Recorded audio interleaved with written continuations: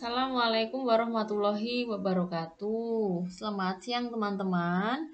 Di video kali ini saya akan mencoba memaparkan beberapa latihan soal P3K Guru untuk mapel sosiologi bagian yang ke-6. Baik, latihan soal ini saya ambil dari SIM PKB. Dimulai ya dari soal yang pertama. Saat ini generasi muda di Indonesia cenderung mulai melupakan budaya dan kesenian bangsa. Mereka cenderung lebih suka mengkonsumsi film maupun produk budaya asing. Dari sisi positifnya, maka akan mengakibatkan A. Gaya hidup konsumtif semakin meluas di kalangan generasi muda. B. Meningkatnya dominasi budaya daerah terhadap budaya asing. C. Munculnya perkembangan seni kontemporer dan budaya hybrid. D. Pengetahuan tentang budaya asing semakin bertambah. Dan E. Lunturnya eksistensi jati diri bangsa di kalangan generasi muda. Dilihat dari opsi jawabannya, maka yang termasuk dalam dampak positif adalah munculnya perkembangan seni kontemporer atau kekinian dan juga budaya hybrid. Nah, apa itu budaya hybrid? Budaya hybrid ya, suatu budaya dapat dikatakan sebagai budaya hybrid apabila ia adalah gabungan budaya dasar yang mengalami pembauran. Selanjutnya, menghasilkan budaya baru yang mana budaya tersebut merupakan refleksi dari dua budaya awal. Itulah yang dinamakan dengan budaya hybrid. Kemudian nomor 2, sosiologi membatasi diri pada apa yang terjadi, bukan apa yang seharusnya akan terjadi. Dengan demikian, secara hakikat, sosiologi adalah ilmu yang bersifat A. Kategoris, B. Normatif, C. Non-etis, D. Teoritis, atau E. Murni. Mudah ya ini ya. Ini termasuk dalam ciri-ciri sosiologi. Jawabannya adalah non-etis. Sosiologi bersifat non-etis, artinya tidak mempersoalkan baik buruknya fakta, tetapi yang lebih penting menjelaskan fakta tersebut secara analisis dan apa adanya. Dan lanjut. Di era globalisasi ini, ilmu pengetahuan dan teknologi atau IPTEK modern sangat berkembang dengan pesatnya. Ruang lingkup perkembangan saat ini bukan hanya pada teknologinya saja, namun juga cara memanfaatkan teknologi. Salah satunya adalah membangun citra demi meningkatkan popularitas atau konsumsi, sehingga hal tersebut akan berdampak A. Perubahan konsumsi gaya hidup dari tradisional ke modern. B. Masifnya perkembangan teknologi informasi dan komunikasi. C. Masyarakat sulit membedakan antara originalitas dan kepalsuan. D. Hilangnya industri media cetak diganti dengan media online. Atau E. Mudahnya seseorang mencari penghasilan lewat internet. Nah, di sini jawabannya adalah perubahan konsumsi gaya hidup dari tradisional ke modern. Kemudian selanjutnya, perhatikan kegiatan pembelajaran model discovery learning. Nah, ini pedagogik ya.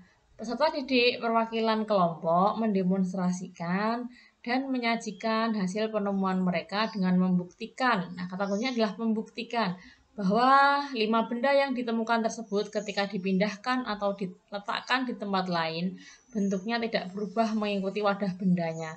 Kegiatan di atas merupakan sintaks discovery learning pada tahapan apakah verification, data processing, stimulation, problem statement, atau feedback. Untuk menjawab ini, kita pahami dulu 6 sintaks dari discovery learning. Yang pertama adalah stimulation atau pemberian rangsangan. Kemudian yang kedua adalah identifikasi masalah atau problem statement. Jadi untuk yang langkah pertama, sintak pertama, stimulation itu Bapak Ibu guru bisa memberikan video, artikel, atau gambar yang dapat menstimulasi peserta didik untuk dapat berpikir kritis. Kemudian yang kedua, identifikasi masalah atau problem statement. Nah, di sini anak-anak kemudian bisa merumuskan berbagai masalah, berbagai gagasan, atau berbagai pernyataan yang mendasarkan pada stimulasi yang sudah diberikan oleh bapak guru. Kemudian yang ketiga adalah pengumpulan data atau data collection. Di sini anak-anak berusaha mencari data dari berbagai sumber, baik media cetak, media digital terkait masalah yang ditemukan. Kemudian yang keempat adalah pengolahan data atau data processing. Di sini anak-anak mulai menganalisis terkait data-data yang sudah didapatinya. Kemudian pembuktian atau verification seperti pada soal tadi ya. Jadi di sini adalah membuktikan dari hasil data collection dan data processing tadi, bisa berupa presentasi, bisa berupa unjuk kerja. Kemudian yang terakhir adalah menarik kesimpulan atau generalization. Nah, di sini anak bisa memberikan kesimpulan, menarik kesimpulan dan dipandu dengan gurunya. Sehingga ini adalah 6 sintaks dari discovery learning yang tidak dapat dipisahkan satu dengan yang lainnya. Sehingga dalam menerapkan sintaks discovery learning, maka guru-guru harus runtut dari sintaks pertama sampai dengan sintaks yang ke-6. Begitu. Lanjut ke soal berikutnya. Peserta pertandingan bulu tangkis berusaha memenangi turnamen. Setiap tim mengerahkan banyak supporter untuk mendukung pemain jagoannya masing-masing. Di antara supporter sering terjadi adu mulut dan bersih tegang meskipun tidak sampai saling adu fisik. Meskipun demikian, setiap pendukung taat pada aturan dan menjaga emosi. Interaksi sosial yang terbentuk antara tim peserta pertandingan tersebut adalah apakah A. akomodasi atau B. konflik, C. kerjasama, D. asimilasi atau kompetisi. Yang mungkin di sini adalah konflik dengan kompetisi, tapi bisa dilihat ya di situ nanti perbedaannya apa. Jawabannya adalah kompetisi.